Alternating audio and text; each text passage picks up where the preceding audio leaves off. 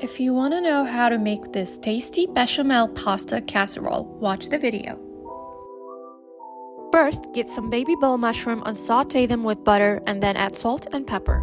Put the mushroom aside and start boiling the pasta. Use either rigatoni or penne. Saute the onion and then add ground beef, lamb, or impossible meat if you are vegetarian.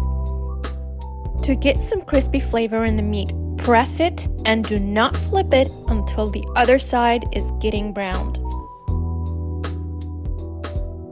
You see a little of brown there, and now add a clove of garlic, salt and pepper and cumin. Now to the making of the bechamel sauce. Heat 3 cups of milk. In a saucepan, melt 6 tablespoons of butter. Add 6 tablespoons of flour gradually in the melted butter and keep whisking at the same time.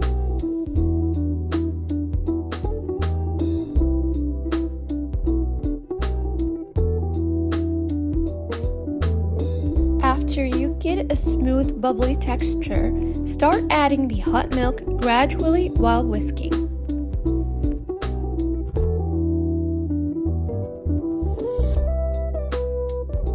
After getting the right texture, start adding some pepper and salt. Now scoop some of that bechamel sauce and add it to the pasta. Not a lot, but a little. And then add the sauteed mushroom to the pasta as well. Add the pasta as your first layer, then a layer of ground meat, a second layer of pasta, a second layer of meat, then top it with the bechamel sauce. Get a cup of shredded cheese, whatever kind, and add it on top of the bechamel sauce. Put it in the oven on a 350 temperature and then leave it for 30 to 45 minutes.